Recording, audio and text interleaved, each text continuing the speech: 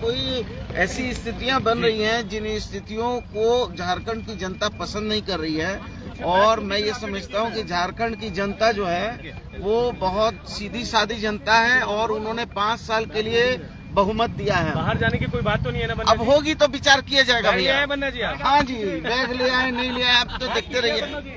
अच्छा, thank you. ठीक है सर मतलब कि सर सब चीज अच्छा होगा ना? All is well, there have not any problem, all thing is well. अरे हम स्मार्ट लग रहे हैं कि नहीं जी? बन्ना जी जब भी आप अंग्रेजी बोलने का मतलब है कि आत्मविश्वास में है आप? पूरा पूर्ण आत्मविश्वास में है। अच्छा, हम लोग को कायर कमजोर लग रहा है क्या? अरे बॉस, हम लोग तीसरे दौर का बैठक चल रहा है। हम लोग डरने वाले लोग नहीं हैं। अरे भाई क्या करेगा? जेल भेजेगा, जेल जाएंगे। सर तीसरे दौर का बैठक चल रहा है क्या? जुल्म करेगा, जुल्म बर्दाश्त करेंगे, लेकिन वही करेंगे जो सही है, सही है, सही है। क्या रिजॉर्ट शिफ्ट किया गया है विधायकों को?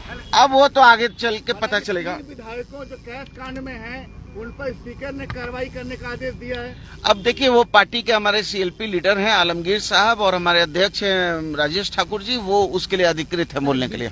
ब्रेकफास्ट डिप्लोमेटिक में क्या होगा? अच्छा, देखिए पैर चल जाएगा भैया, थोड़ा देख लीजिए, ऐसा नहीं कि कुछ ना सब बयान जोड़िए। ऑल इज वेल, चिंता फिक्र नहीं कर।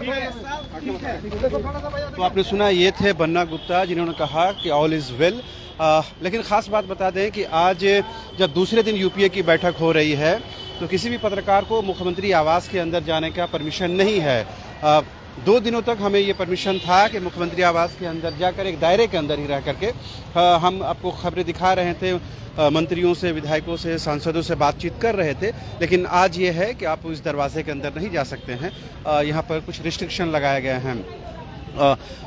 बन्ना गुप्ता ने जो कुछ बातें कही हैं उसमें कहीं ना कहीं वो फिजिकली अपने आप को बताया फिट है, मेंटली फिट है, और ये बताने की कोशिश की है कि सरकार भी मेरी तरह फिजिकली और मेंटली फिट है। सरकार की सेहत को लेकर कोई परेशानी का सबब नहीं है। उन्होंने कहा कि जो 3 विधायकों को लेकर के सीएलपी लीडर आलमगीर आलम साहब ने जो स्पीकर के ट्रिब्यूनल में जो आवेदन दिया है, जिसमें दल बदल कानून के तहत उन पर कार्रवाई करने की बात कही गई है, जिसके बाद स्पीकर के ट्रिब्यूनल के माध्यम से उन 3 विधायकों को नोटिस भी जारी किया गया है और 1 सितंबर को उनको वीडियो कॉन्फ्रेंसिंग यानी वीसी के माध्यम से अपना पक्ष रखना है। लिहाजा इस पर बन्ना गुप्ता ने कहा कि ये पार्टी संगठन का विषय है।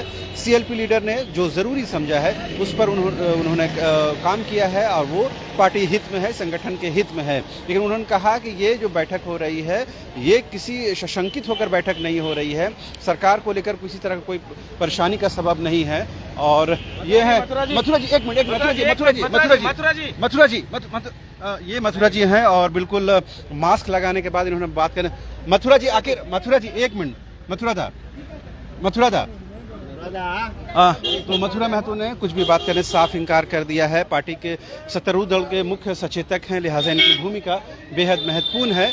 ऐसे में समझा जा सकता है कि आज जब दूसरे दिन लगातार ये बैठक हो रही है तो जाहिर सी बात है उन तमाम विधायकों का फिजिकल अपीयरेंस, इस बात को देखा जा रहा है कि अगर वो ज़रूरत पड़ती है, परेड कराने की ज़रूरत पड़ती है या फिर उनके फिजिकल अपीयरेंस की ज़रूरत पड़ती है तो उनको रखा जा सके।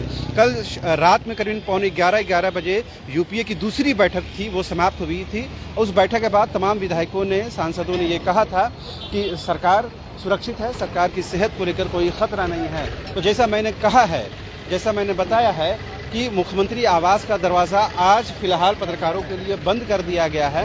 अब देख पाएंगे कि ये दरवाज़ा बंद है। पिछले 2 दिनों तक ये दरवाज़ा खुला हुआ था पत्रकारों के लिए, लेकिन आज प्रिकॉशन के तौर पर क्या उनको गाइडलाइंस है वो बेहतर जानेंगे, लेकिन आज ये दरवाज़ा बंद रखा गया है और ये अंदर में पत्रकारों को जाने की परमिशन नहीं है। लिहाजा तमाम जो पत्रकार हैं वो बाहर में सड़क पर रहकर ही जो तमाम जनप्रतिनिधि हैं उनसे बात कर रहे हैं। हालांकि 2 दिनों तक हमें ये परमिशन था और आमतौर पर जो बैठकें होती हैं उसमें पत्रकारों को अंदर एक महदूद दायरे में जाकर के अपनी बात रखने की अनुमति होती है, परमिशन होता है, लेकिन आज ये परमिशन बंद कर दिया गया है। जाहिर सी बात है, आप इसका आकलन अपने तरीके से कर सकते हैं, लेकिन ये एक बात साफ है कि जो सरकार को जो इनपुट्स हैं, यानी सत्ताधारी दलों को जो इनपुट्स हैं, जो उनको इन्फॉर्मेशन है, वो कहीं ना कहीं उनको सशंकित कर रहा है। यही वजह है कि लगातार जो तमाम घटक दल के लोग हैं, जनप्रतिनिधि हैं, विधायक हैं, सांसद हैं, वो बैठकों में शामिल हो रहे हैं और खबरों के मुताबिक ये है कि उनका अटेंडेंस लिया जा रहा है, उनकी हस्ताक्षर लिए जा रहे हैं, ताकि ये काउंटिंग किया जा सके कि कितने विधायक आ रहे हैं, कितने सांसद आ रहे हैं, कौन आ रहे हैं और कौन नहीं आ रहे हैं। तो ये कहीं ना कहीं बताने की कोशिश है और तमाम विधायकों को एक मंच पर, एक प्लेटफॉर्म पर रखने की भी कोशिश है। तो आप देख पाएंगे कि बाहर में तमाम पत्रकार हैं जो घटक दलों के आने का इंतज़ार कर रहे हैं और दूसरी तरफ दाहिने तरफ हम दिखा पा रहे हैं आपको कि ये दरवाज़ा बंद है, पत्रकारों के लिए बंद है। विधायक सांसद यहाँ से आसानी से आ जा सकते हैं, लेकिन पत्रकारों के लिए आज ये दरवाज़ा बंद कर दिया गया है।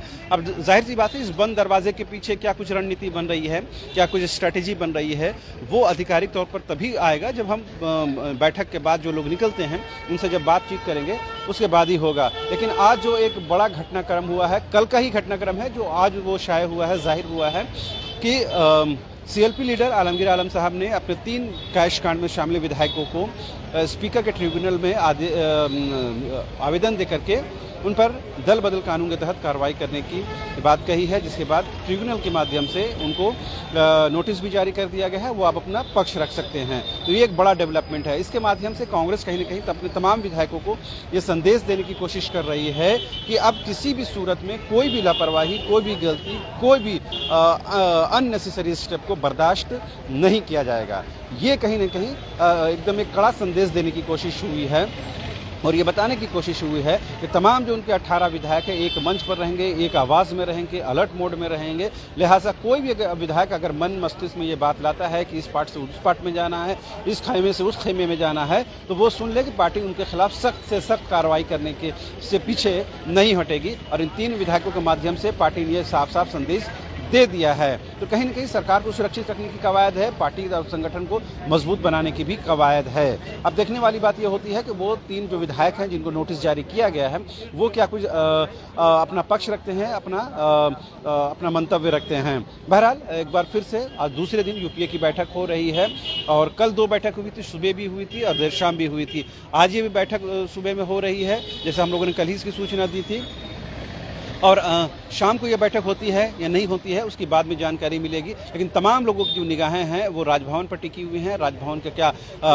जो निर्णय है वो इलेक्शन कमीशन को पहुंचता है और वहां से क्या कुछ अधिसूचना जारी होती है। तमाम लोगों की निगाहें इस बात पर टिकी हुई हैं और जो देरी हो रही है, जो लेट लतीफ़ी हो रही है, या यूँ कहते जो प्रोसेस में, जो प्रक्रिया में जो समय लग रहा है, उसके वजह से कहीं ना कहीं सत्ताधारी दलों के सांस फूल रहे हैं। ऐसे में कहीं ना कहीं एक के बाद एक बैठकों का सिलसिला जारी है। अब देखने वाली बात होती है कि कब तक राजभवन के माध्यम से, ECI के माध्यम से ये अधिसूचना जारी होती है और मुख्यमंत्री की विधायकों को लेकर, उनके चुनाव लड़ने को लेकर क्या कुछ अंतिम निर्णय होता है। फिलहाल मुझे और मेरे कैमरा पर्सन संजय को दीजिए इजाजत। नमस्कार।